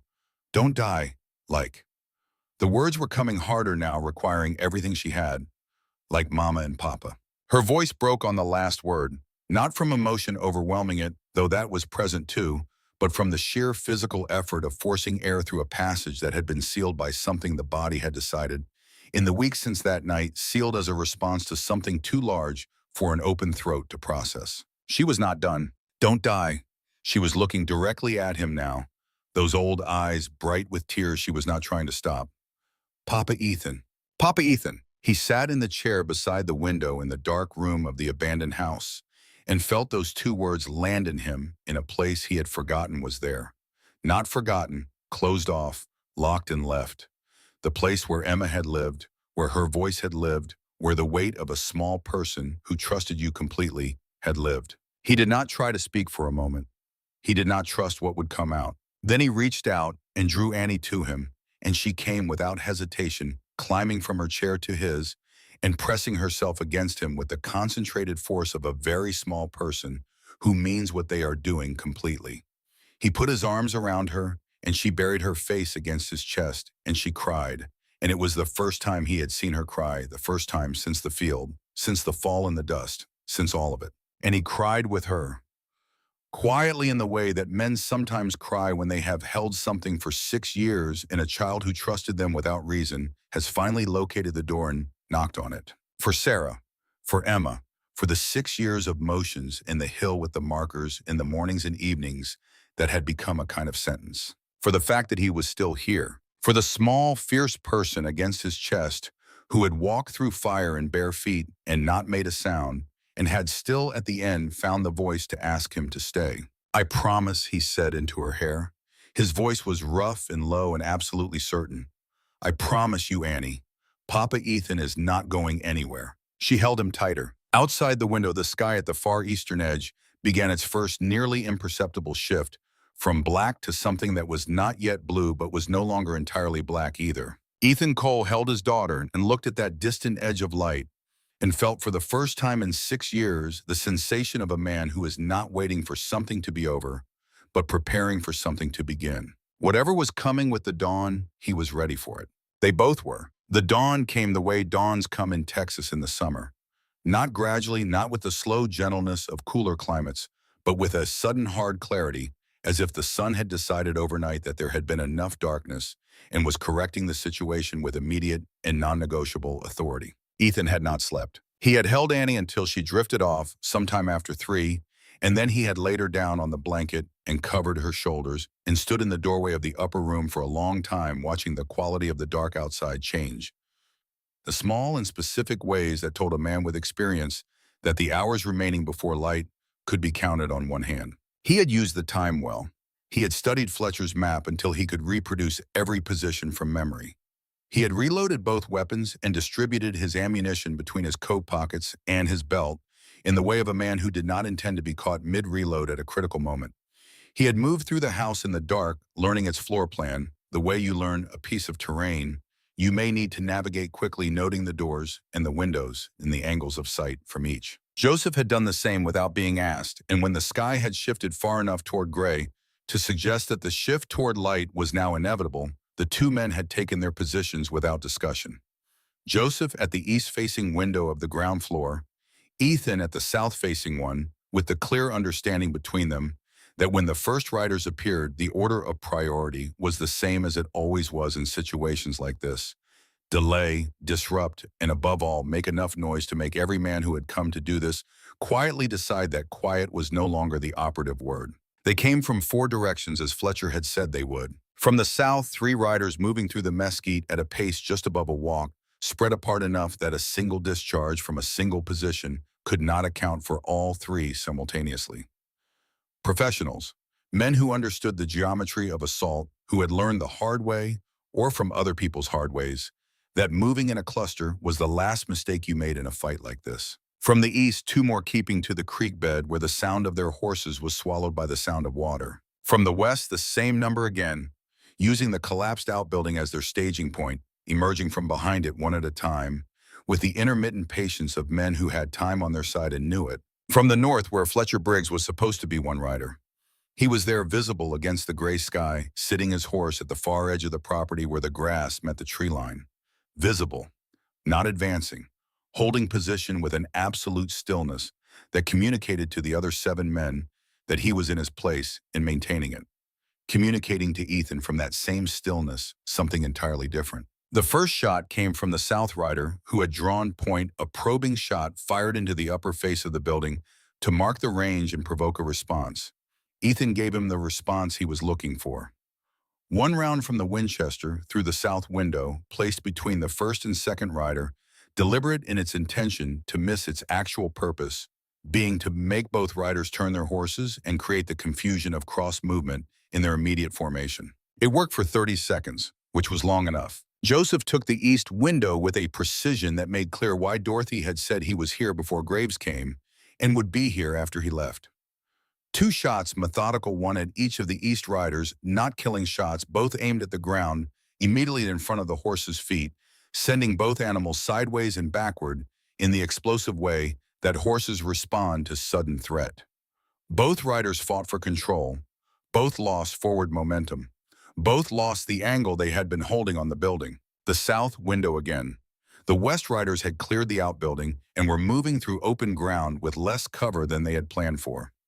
Ethan put 2 rounds into the earth 15 feet ahead of the lead horse, and the formation broke, the second rider pulling left and the third pulling right, and both looking for cover that the open ground did not provide. Returned fire from the south.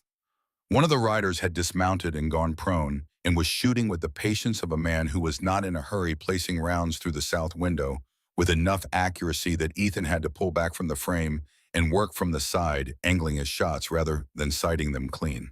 A window breaking upstairs. He moved up the stairs 2 at a time without sound to the upper room where Annie had been sleeping. She was awake.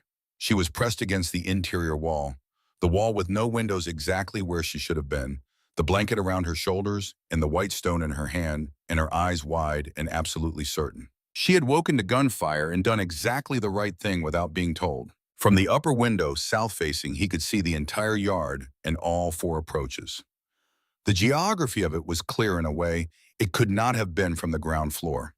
The west riders had gone to ground behind the low remains of a stone wall that marked the property boundary close together, using a position that made them effective at suppressing movement from the building and ineffective at advancing. The east riders were still managing their horses in the creek bed. The south formation had split, one man prone in the mesquite, one wheeling wide to come around the eastern side. And the north position, Fletcher Briggs, still not moving, still holding position at the tree line with the quality of a statue. Below, Joseph fired twice from the ground floor. Returned fire from the south, and Ethan counted the sequence of shots and knew before he finished counting that Joseph was approaching his reload point. The fire. He smelled it before he saw it. The sharp, acrid smell of old dry timber catching not a fire built from wood gathered for warmth, but a fire built from a building, from the specific density and age of wood that has been sitting in drought summer air for years, leaching moisture, becoming something closer to fuel than to structure. The West Riders had started it at the rear corner. The building was 10 years out of any kind of maintenance, and the summer had been 3 months without rain, and the fire moved through the back wall with the speed of something that had been waiting for exactly this invitation. Ethan went back down the stairs. East door, Joseph said. He was already moving already at the kitchen side of the ground floor. The door that faced the creek, the door that opened away from the West Riders and their fire and their stone wall. Ethan picked up Annie without discussion and followed. They came out into the early morning air of the creekside, and Ethan felt the heat of the fire already at his back, felt it through the walls of the building, the way a man feels the presence of a furnace through the wall of a room that contains it. Behind them, the back corner of the Crawford house was burning with a sound that started as a whisper and was becoming a voice. Two riders from the east, still in the creek bed, turning toward the sound of the door. Ethan set Annie down behind the largest stone at the creek bank and turned to face the two riders with the Winchester at his shoulder and the full knowledge that he had 2 rounds left in the magazine and 6 in the Colt, and what was coming toward him from the south and west once they understood the egress had been east. He fired once. The lead horse swerved and the rider lost his seat, not from injury, but from the sudden violent movement of an animal that had changed direction at full speed. The man hit the ground of the creek bed, and the horse kept going, and the second rider pulled up at the sound of falling rather than charging through it. 1 round left. He kept the rifle up and looked at the second rider, and the second rider looked at him. The calculation running clearly across the man's face. It ran for 2 seconds, and then the second rider made the choice that the calculation recommended, which was to turn his horse and remove himself from the conversation. Ethan lowered the rifle. And then Harlan Graves rode into the creek bed. He came from the south around the corner of the burning house on the black horse with the silver fittings, and he was entirely alone. He had sent 7 men and come himself only because one of the 7 had apparently decided that the necessary work was someone else's problem. And now Harlan Graves was here in his black coat in the early morning, with the fire his men had set lighting the right side of his face in orange, and the creek water moving behind Ethan, and the child standing behind a stone not 30 yards away. His right hand held a pistol. His left held the reins of the black horse steady, not moving. He looked at Ethan.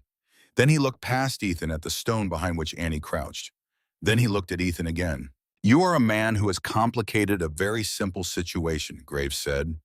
His voice was exactly what it had been in Dorothy's store, smooth and modulated, calibrated and controlled. The gun in his hand and the burning building behind him did nothing to change the quality of the voice. "I was not coming for you, Cole. I have no interest in you. Give me the girl and the papers and ride away.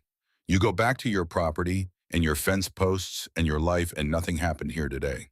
"My property is ashes," Ethan said. Graves did not blink. "I will buy you a new property. You cannot buy this. Everything can be bought." Graves looked past him again at the stone. "Or everything can be taken.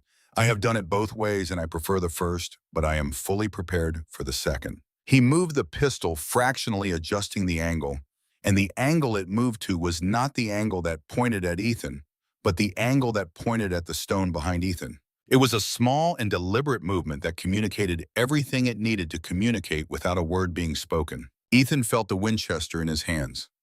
1 round. Graves was 20 feet away on a calm horse and holding a pistol with the ease of a man who had used one before and was not troubled by the using. 1 round, 1 opportunity, and the opportunity required him to be faster than the finger already on the trigger of the other gun, faster than the completion of a movement already in progress. He raised the Winchester. Graves raised the pistol. "Harlan Graves." The voice came from behind Ethan and to his right, from the direction of the stone, from the space of air above the stone that had previously been empty. Annie Morgan was standing up. She had come out from behind the stone, and she was standing in the full morning light of the creek bank, thin and blonde, and 7 years old, with the white stone in one hand and her other hand empty, and her chin raised in the way of someone who has decided that the cost of remaining hidden is now higher than the cost of being seen. Graves looked at her. The pistol remained steady. His face did the thing it did, the controlled unreaction of a man who had built an entire architecture of self-possession. But something shifted very deep behind the gray eyes.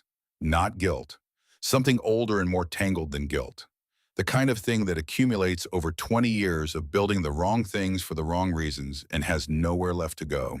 "You killed Daniel Crawford," Annie said. Her voice was damaged still from 2 days of use after weeks of silence, rough and effortful. But it was there. It was present. It was in the air between them. and it was not going back. You killed my father. A pause, each word requiring its own effort. And I have the proof in that man's coat. She pointed at Ethan without looking away from Graves. A letter in Crawford's hand, your forged deed, and I can describe every man you sent and everything they did because I was there and I remember everything. Graves was completely still. You were in the cellar, Annie said. Her voice was gaining strength, the way a voice gains strength when the body remembers it can do this thing. I heard what you said to my papa. A pause. The door was open, just a little. I was behind the flour sacks. She held his gaze without flinching. I heard your voice. I will know your voice in any court. The creek moved. The fire behind them had taken another section of wall and was speaking in the register of a fire that has found full expression. The morning light was full now, golden and hard-edged, the kind of light that showed everything clearly and left nothing in the comfortable ambiguity of the dark. Graves looked at Annie Morgan for a long time. He looked at her the way a man looks at the one thing that has defeated him, the one thing that was always going to defeat him because he built everything. He built on a foundation that was wrong, and foundations that are wrong eventually give way no matter how large and heavy and imposing the structure on top of them becomes. He looked at her and she looked at him, and she did not look away. Then the sound came from behind Graves from the north, from the direction of the tree line where Fletcher Briggs had been holding position all morning. Hoofbeats, not one horse, not two, many horses moving at a sustained pace, the pace of riders who are not hunting but arriving, who have a destination and are almost at it. Graves turned in the saddle. Coming through the tree line from the north through the gap where Fletcher Briggs had been sitting his horse all morning came a column of riders. 8, 9, 10 of them. A man Ethan did not recognize rode at the front on a bay horse, tall and straight-backed, wearing the badge and bearing of a federal marshal. Beside him, riding a small brown horse with the self-possessed efficiency of a woman who had somewhere to be, was Dorothy Haynes. Fletcher Briggs rode at the rear of the column, his hands visible, his rifle in its scabbard, his face showing the expression of a man who has completed something he started and is waiting to find out whether the completion was worth what it cost. Marshal James Hartwell pulled his horse to a stop between the burning house and Harlan Graves and took in the scene with the rapid, practiced assessment of a man who had arrived at situations like this before and understood that the first 30 seconds of that arrival defined everything that came after. Harlan Graves, he said. His voice was flat and official and carried no more emotion than a document carries because that was the right voice for this moment, and he knew it. By the authority of the United States Territory of Texas, I am placing you under arrest for the murder of Daniel Crawford, the murder of Henry Morgan, the fraudulent transfer of deeded property, and the attempted murder of one minor child. He looked at the pistol still in Graves's hand. You will put that down now. Graves looked at the marshal. He looked at Dorothy beside the marshal. He looked at Fletcher at the rear of the column. He looked at Ethan, who had not moved, who still stood with the empty Winchester and the Colt at his hip and the oilcloth package inside his coat. He looked at Annie. Annie was still standing on the creek bank in the morning light, small and blonde, and entirely sure of herself, and she was looking back at him, and what was in her face was not triumph, and was not hatred, and was not the fear that he had built his entire system on the premise that people would feel when they saw what he was capable of. What was in her face was the simple certainty of someone who has been telling the truth all along and is no longer surprised to discover that the truth, given enough time and enough people willing to carry it, eventually arrives at the place it was always trying to reach. Harlan Graves put the pistol down. He did it slowly and without drama, lowering it to the pommel of the saddle and then releasing it, and it fell to the ground of the creek bank and lay there in the dirt beside the slow-moving water. He sat the black horse with his silver-trimmed saddle and allowed Marshal Hartwell's deputy to come alongside him and take hold of the reins. He did not speak again. Not then, not at any point in what followed, not in any way that was not required of him by the proceedings that came after. He became in that moment a man who had run out of the thing that had powered him, whatever that thing was, and had nothing left to put in its place. Dorothy reached Annie before Ethan could move. She came off her horse with the efficient ease of a woman who remembered perfectly well how it was done, and she crossed the creek bank and took Annie by the shoulders and looked at her with the assessment that was love wearing its practical face. Annie let herself be held. Just for a moment. just long enough for the body to record the information that there was another person here and that person was solid and warm and present. Then she stepped back and found Ethan and pressed herself against his side, and he put his arm around her, and they stood in the morning light beside the burning Crawford house while the marshal's men handled the things that needed handling, and the column of riders sorted itself into the organized presence of law, arriving too late for some things and exactly on time for others. Dorothy appeared beside Ethan with the calm of someone reporting from a situation they managed rather than observed. "I sent Billy Holt on a fast horse to meet the marshal 6 hours before you got here," she said. "As soon as I saw Graves's horse at the post yesterday morning, I knew it was going that way. You knew we would go to the ranch." "I knew Joseph would take you to the ranch," she said. "And I knew what you would find there because Joseph told me what Crawford built that cellar for, and I have been listening to careful men talk around the edges of this for 10 years, and I am very good at understanding what careful men mean when they talk around edges." She looked at Annie. "I also know that a man who says nobody is taking her does not say it and then fail to be in the position where it matters." She said it without sentimentality, the way she said everything as a statement of fact about observable reality. But it landed the way facts land when they are also true in the deeper sense, the sense that goes past accuracy and into meaning. The rest of that morning and afternoon was the unglamorous administrative aftermath of something that had required a great deal of compressed violent energy to reach its resolution. Depositions were taken, the documents from the safe were examined, receipted, and carefully packaged. The men who had participated in the assault were accounted for, most of them willing to make statements once it became clear that Harlan Graves was not going to be in a position to honor any arrangement he might have made with them. Judge Aldous Greer was suspended from judicial duties by telegraph from the territorial office in Austin, a message timed to arrive precisely when the marshal had what he needed. Greer's response was not recorded, but the deputy who delivered the message reported that the judge had sat down heavily in his chair and stared at the wall for a long time without speaking. Fletcher Briggs gave his deposition in full. He did not omit anything. He spoke in the measured, deliberate way of a man who has decided that honesty is the only currency still available to him and is spending it without reservation. What had happened to Henry Morgan at the door of his own house? What Graves had said before it happened, and what had been done after? 5 years of work that had begun as necessary and become something that left marks he had to look at in the dark. The marshal listened without expression, wrote without interruption, and when Fletcher was finished, asked 3 specific questions and received 3 specific answers and closed his notebook. Fletcher nodded. He had not been expecting fine. He had given up on fine a long time ago. He was working with what was available, which was the chance to be at the end, the version of himself his daughter could hear about when she was old enough to hear about it. The trial of Harlan Graves was set for 3 weeks hence in the nearest federal court with jurisdiction. Graves retained counsel, a lawyer named Whitmore from Dallas, who arrived 2 days before the proceedings with the confident manner of a man who believed that sufficient skill and sufficient payment could rearrange the architecture of documented truth into something more favorable. He was wrong. On the second day, Whitmore called Annie Morgan to the witness stand. Ethan had anticipated this. He had spoken to the marshal about it carefully in the way of a man who was trying to protect something without appearing to obstruct anything, and Hartwell had heard him and agreed that it was the defense's right to question the witness, but that what was not Whitmore's right was to exceed the bounds of what a court permitted, and that Hartwell personally intended to enforce those bounds. Annie sat in the witness chair and looked at the room, and the room looked back at her. The gallery was full. Copper Springs had not had a case of this magnitude in its existence, and the people of the valley had come because this was their valley. And what Harlan Graves had done, he had done to all of them, had done to the land and the water rights and the legal instruments that govern their lives, and they had come to see it finished. Whitmore approached the stand with the manner of a man who had decided that his best available strategy was to reduce the credibility of a 7-year-old girl to make her seem unreliable, confused, coach too young to be trusted. He began with the night in question.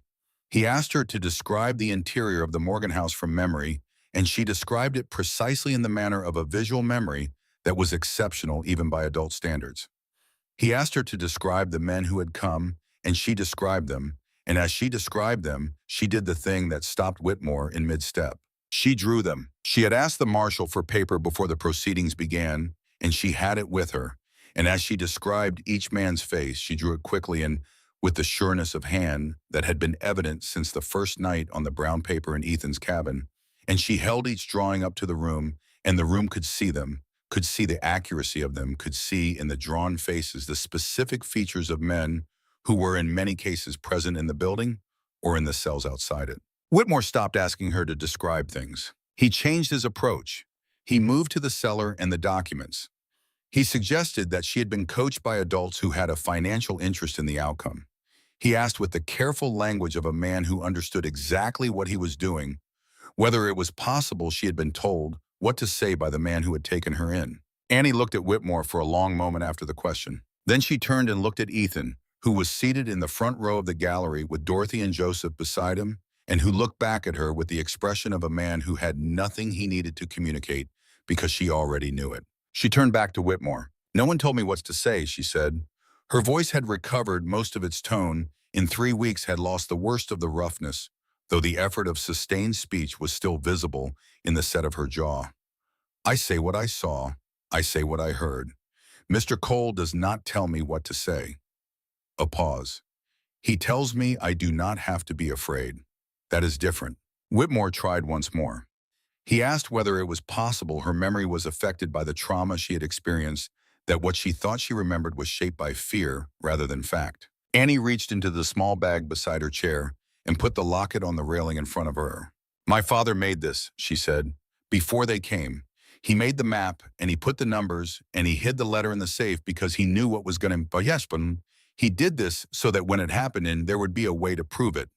She looked at Whitmore without anger, without the performance of indignation, simply with the steadiness of someone stating obvious things.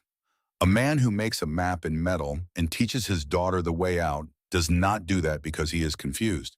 He does that because he knows the truth and he wants the truth to last longer than he does. The jury deliberated for 4 hours. When they came back, the foreman read the verdict in the quiet of a room that had been full of sound all day and had gone completely still. "Guilty, on all counts." Harlan Graves received the verdict with the expression of a man who has known for several days that this was the destination and has been preparing himself for the arrival. He did not protest. He did not turn to Whitmore or to the gallery or to anyone. He sat in the defendant's chair with his platinum hair and his black coat and fixed his gray eyes on a point on the wall above the judge's head and left them there. What he was looking at only he knew.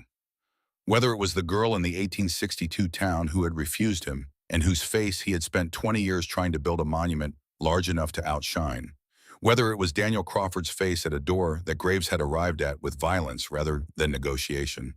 Whether it was simply the wall blank and without meaning, the thing you look at when all the other things you built to look at have been taken away. It did not matter. The verdict was the verdict, and the law was the law. 3 days after the verdict, the lawyer handling the estate of Daniel Crawford requested a meeting. He was a small, precise man named Alcott, who had been holding a sealed document for 10 years waiting for the specific conditions that would make it applicable. He arrived with the document in a leather case, placed the case on the table in the marshal's office, opened it, and read from the contents in the measured voice of a man who understood that what he was reading mattered more than how he read it. Daniel Crawford's will, dated 1874, the same month as the letter in the cellar, sealed and deposited with the Territorial Land Office before Crawford had died. The language of it was specific. If Crawford died under circumstances suggesting foul play, and if the perpetrator of that foul play was subsequently brought to justice by the efforts of a private individual or individuals, the entirety of the Crawford estate, then valued at $40,000 in land, livestock, and held assets, was to be transferred to those individuals in equal portion. $40,000. In 1884, $40,000 was a number that existed mostly in the abstract for people who did not have access to it. It was the difference between surviving and living. It was a house and a stable and cattle and water rights and the security that meant a person spent their days doing things they had chosen rather than things they were required to do to simply stay ahead of what came next. Ethan sat in the chair across from the small lawyer and read the will and read it again and looked at Annie, who was sitting beside him in the chair that had become her characteristic position in any room, slightly forward feet not quite reaching the floor, taking in whatever was happening with the attentive completeness that was as natural to her as the old eyes in the young face. He handed the will to Annie. She read it. She read it carefully, the way she did everything with the full weight of her attention. Then she set it down on the table and looked at the lawyer and then at Ethan, and then she picked up the pencil from the table and wrote on the back of an envelope the lawyer had not been using. Papa Daniel left us a home. Ethan read those 5 words and said nothing for a moment. Then he did. The farewell with Fletcher happened on a Thursday morning outside the marshal's office, in the ordinary light of a day that was going to be hot and already smelled of dust and cedar. Fletcher was leaving for San Antonio. He had cooperated fully with the proceedings, and the final accounting of his legal situation had been as Hartwell had described it, not fine, not clean, not without consequence, but workable. The sentence imposed on him could be served in the territory without custody, a reckoning that acknowledged both what he had done and what he had done to undo it. He was going to see Rose. Annie had the pad and pencil as always. She had been working on something since the previous evening, sitting at the table in Dorothy's back room after supper, with the intense focused silence that meant the drawing was one of the serious ones.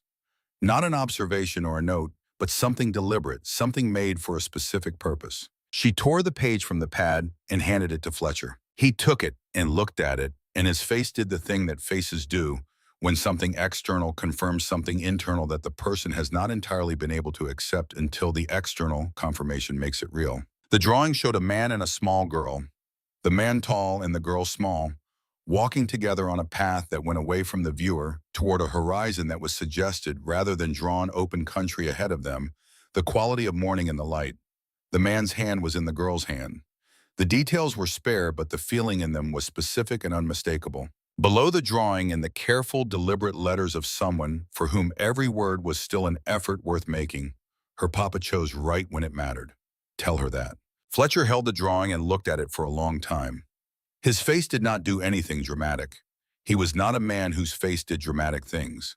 But something in the set of his jaw changed the way the jaw of a man changes when he is carrying something, and someone has, without being asked, made it fractionally lighter. He folded the drawing carefully with the precision of something being preserved, rather than merely stored, and placed it inside his coat against his chest, the way you carry something you cannot afford to lose. He looked at Ethan. "She is going to be all right," Fletcher said, not as reassurance, as testimony. "I know," Ethan said. Fletcher nodded. He looked at Annie one more time, and Annie looked back at him with those old eyes and gave him the small nod she gave people when she had assessed them and reached a conclusion. And then Fletcher Briggs put his hat on and untied his horse and rode south towards San Antonio, toward a girl named Rose who was 8 years old and did not yet know that her father had made a choice that she would be able to carry with her for the rest of her life. Ethan watched him go.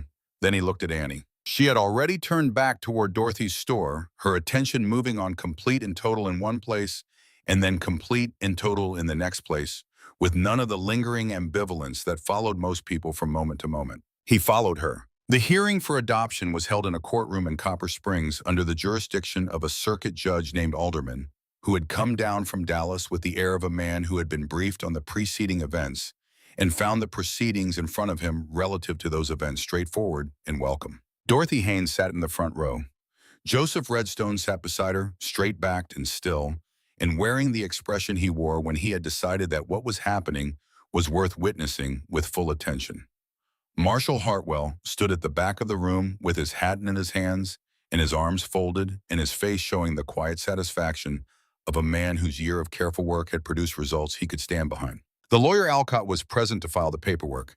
He had brought more paperwork than appeared strictly necessary, but he was that kind of lawyer, thorough in the way of a man who believed that thoroughness was a form of respect for the people whose lives the paperwork governed. The judge asked his questions. He asked them of Ethan, and he asked them of the social authority, and he asked them of Dorothy, who provided a character statement in the direct, no-nonsense manner that Dorothy provided everything, leaving no room for ambiguity about what she thought of Ethan Cole's fitness for the role he was proposing to take on. Then he turned to Annie. She was sitting in the witness chair again, the chair that had become over the past 3 weeks somewhat familiar to her, a place she had learned to occupy without diminishment. The judge looked at her over his reading spectacles in the way of a man who was not entirely accustomed to being in conversation with 7-year-olds in official proceedings and was adjusting accordingly. "Young lady," he said with the careful formality of a man trying to be both official and human at the same time, "you understand what is being asked here today. Do you have anything you would like to say?" The room was very quiet. Annie looked at the judge for a moment.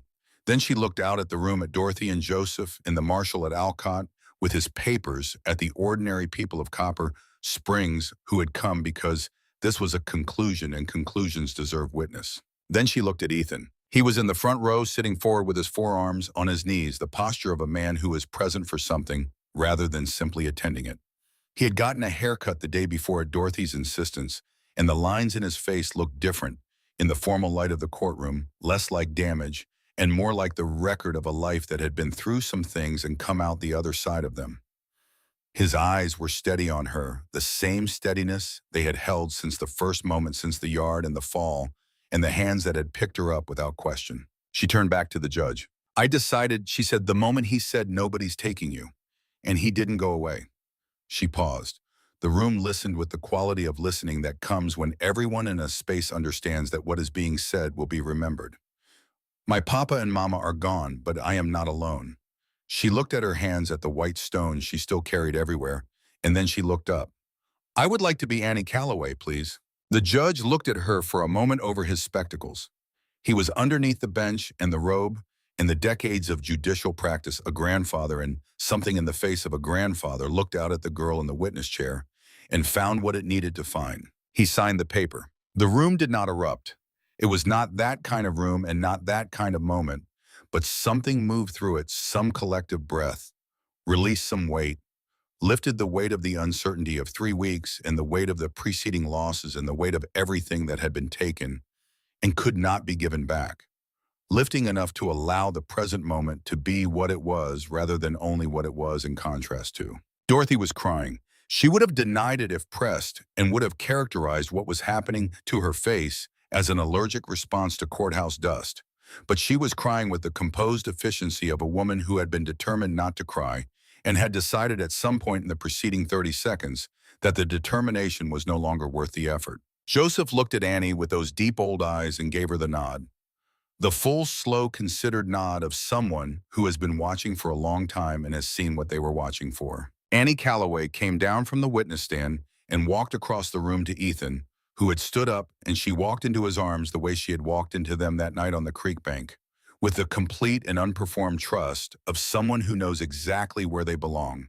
And he held her with both arms, held her the way you hold something you have been given that you understand you do not deserve but will spend the rest of your life being worthy of. They went back to the Crawford property. The Crawford house had burned to its foundation, and the foundation was good stone, and the rest was a matter of lumber and time and the willingness to build something on top of what had been taken away instead of simply mourning what was gone.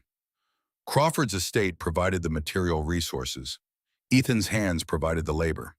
The people of Copper Springs and Red Creek Valley, who had been living under the shadow of Harlan Graves for a decade without having a clean way to name or address what that shadow cost them, showed up on a Saturday in late September with tools and lumber and food and the energy of people who are building something rather than tearing something down. By November, the house was standing. It was not as large as what Crawford had built.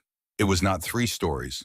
It was solid and well-proportioned and had a porch that faced west toward the evening light and a window in the kitchen that let the morning in from the east and a room for Annie with a shelf for the white stone and a table for the drawing materials that were already accumulating in the variety and quantity of someone who took the work seriously. On the wall of Annie's room above the desk, she pinned her drawings. Not all of them, the ones that mattered. The hill with the 2 markers, the figure beside them. The man and child walking toward the open horizon. The portrait of Fletcher captured with the accuracy of a visual memory that was going to do remarkable things when it was older, when it had more world to work with. And one new one. She had made it on the evening after they moved into the house, sitting at the desk in the last of the day's light, with the pencil moving with the sureness of someone who knows exactly what they are drawing before they draw it. 2 women, one tall and one small, standing on a hillside. The tall woman had her hand on the small woman's shoulder, and both of them were looking down at something below them, and both of them were smiling in the way of people watching something they are glad to be watching. Sarah and Emma, looking down at the life that was being built below them in the valley, looking at it with the faces of people who are satisfied with what they see. Below the drawing in careful, deliberate letters, they gave you to me so I could take care of you. I promise. Annie Calloway. On the evening that Annie showed him the drawing, Ethan was sitting in the chair on the porch when she came out and placed it in his hands without preamble and stood beside him while he looked at it. The sun was going down over the western hills, and the light was going the gold to amber of early November in Texas, the light that made everything it touched look like something worth keeping. He sat with the drawing in his hands for a long time. He thought about Sarah. He thought about the way she laughed, the one that started small, and built the one she shared with him in the mornings before the day had any demands on either of them. He thought about Emma at 4 years old, standing at the window watching rain fall and narrating what she saw with the absorbed seriousness of a person who understood that rain was worth describing. He thought about the hill behind the property. He no longer owned the hill, with the markers, the hill he had looked at every morning and every evening for 6 years. He thought about a girl who had fallen in the dust of his yard and changed without intending to, without knowing she was doing it the entire direction of a life that had stopped having direction. He put his arm around Annie and she leaned into him, and they sat on the porch in the amber light together. "Thank you," he said quietly. She looked up at him. "For choosing me," he said, "when you had been given every reason to choose otherwise." She considered this for a moment with the seriousness she brought to everything that deserved seriousness. Then she leaned her head against his arm. She reached up and took the locket from her neck and placed it in his palm. He looked down at it, at the gold worn dark with age and the warmth of being kept close to a body that trusted it. He opened it. The photograph. Her parents young and standing in front of a small wooden house, happy, in the unremarkable way of people who have built something good and do not yet know it can be taken. The map engraved on the back covered the path to the truth that had outlasted everything that had tried to erase it.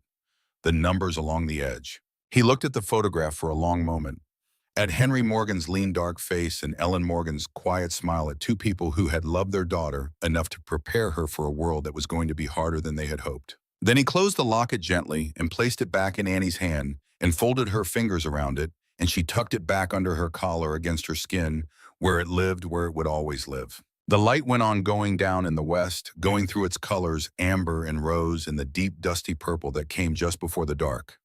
The first stars appeared, the ones that always came earliest, the ones that had been watching the valley long before anyone had built anything in it and would be watching it long after. Annie Calloway, 7 years old, sat on the porch of the home she had been given by the truth her father had carried for her beside the man who had said, "Nobody's taking you," and had proven in every possible way a man can prove something that he had meant every word. She reached for her pencil and her pad, which lived in the pocket of her dress, because the light was still sufficient, and there was something in the way the valley looked at this hour in this color, with the hills going dark at the edges and the sky still holding its light, that she wanted to keep. She began to draw. And Ethan Cole, 43 years old, a man who had spent 6 years burying himself in the work of a life he was no longer living and had been found by a girl who fell in the dust of his yard and got back up, sat beside his daughter and watched the light go down, and felt in the settled warmth of the ordinary evening around him something that he had not felt in a very long time and had almost forgotten had a name. Home. He felt like he was home.